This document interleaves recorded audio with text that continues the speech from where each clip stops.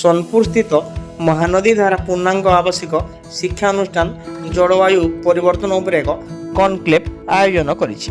ଏହି ଆୟୋଜନରେ ବିଭିନ୍ନ ବୌଦ୍ଧିକ ମଣ୍ଡଳୀର ଅନେକ ଆଲୋଚକ, ବୁଦ୍ଧିଜୀବୀ, ଗବେଷକ, ପରିବେଶବିତ୍, ଲେଖକ, ଶିକ୍ଷାବିତ୍, ଲୋକ କଳାକାର ଓ ଅନେକ ବରିଷ୍ଠ ସାମ୍ବାଦିକ ଯୋଗଦାନ କରି ଏହି କାର୍ଯ୍ୟକ୍ରମକୁ ସଫଳ କରିଛନ୍ତି।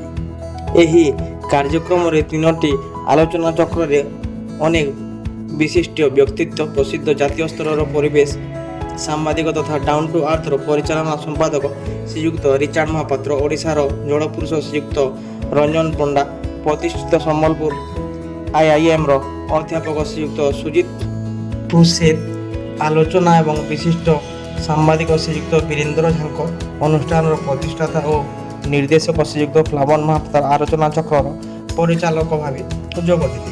ଏହି କନକ୍ଲେଭରେ ମୁଖ୍ୟ ଅତିଥି ତଥା ମୁଖ୍ୟ ବିଷୟବସ୍ତୁ ବକ୍ତା ଭାବରେ ସୁବର୍ଣ୍ଣପୁରର ଜିଲ୍ଲାପାଳ ଡକ୍ଟର ନୃପରା ସାହୁ ଯୋଗ ଦେଇଥିଲେ। ତାଙ୍କର ବକ୍ତବ୍ୟରେ ସେ ଜଳବାୟୁ ପରିବର୍ତ୍ତନର ସାଂଘାତିକତା ଦର୍ଶାଇ ଅନେକ ପରିସଂଖ୍ୟାନ ତଥ୍ୟ ଦେଇ ପରିବେଶ ସୁରକ୍ଷା ତଥା ଧରଣୀୟ ବିକାଶ ଦିଗରେ ସଂଗଠିତ କାର୍ଯ୍ୟର ଆହ୍ୱାନ ଦେଇଥିଲେ।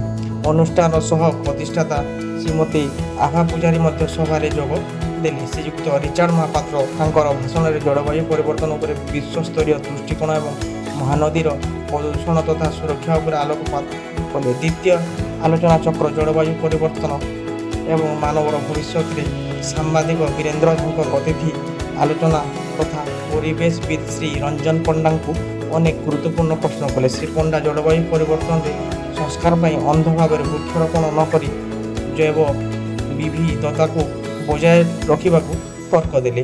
ଏଥିସହିତ ସେ ପ୍ରକୃତିରୁ ସଂସ୍କୃତିର ଲୋକମାନସରେ ବିଚ୍ଛିନ୍ନତା ଏବଂ ମାନସିକ ସ୍ତରରେ ଯୁବ ସମାଜର ପ୍ରକୃତି ଠାରୁ ଦୂରତାକୁ ପରିବେଶ ପ୍ରଦୂଷଣର ମୁଖ୍ୟ କାରଣ ବୋଲି ପ୍ରକାଶ କଲେ। ଦ୍ୱିତୀୟ ଆଲୋଚନା ଚକ୍ର ଯୁବା ବର୍ଗ, ଶିକ୍ଷା ଏବଂ ଜଳବାୟୁ ଉତ୍ତରଦାୟିତ୍ୱରେ ମହାନଦୀ ଧାରା ପ୍ରତିଷ୍ଠାତା ଅତିଥି ଆଲୋଚକ ଡକ୍ଟର ସୁଜିତ ପୁରସେତଙ୍କୁ ପରିବେଶ ସୁରକ୍ଷାରେ ଯୁବବର୍ଗର ଦାୟିତ୍ୱ ସମ୍ପର୍କରେ ବିଭିନ୍ନ ପ୍ରଶ୍ନ ପଚାରିଥିଲେ।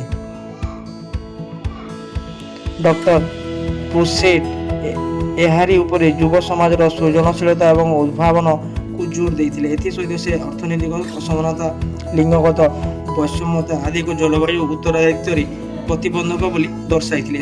ଶେଷରେ ଛାତ୍ରଛାତ୍ରୀ, ବୁଦ୍ଧିଜୀବୀ ଏବଂ ଅନ୍ୟ ଦର୍ଶକ ଅତିଥି ବକ୍ତାମାନଙ୍କୁ ପ୍ରଶ୍ନ ପଚାରିଥିଲେ। ସଭାରେ ପରିଚାଳନା ଶିକ୍ଷୟିତ୍ରୀ ପ୍ରିୟଙ୍କା ରାଣୀ ନେଗି କରିଥିଲେ। ସର୍ବଶେଷରେ ଜଣାଶୁଣା ଲୋକ କଳାକାର ଦିଲ୍ଲୀପ ଦୀପ ଏବଂ ତାଙ୍କର ସାଥୀ କଳାକାର ଖୁର୍ଖା ବାଦ୍ୟର ତାଳେ ତାଳେ ପରିବେଶ ସୁରକ୍ଷା ଉପରେ ସ୍ୱରଚିତ ଏକ ସଙ୍ଗୀତ ତଥା ନୃତ୍ୟ ପରିବେଷଣ କରିଥିଲେ।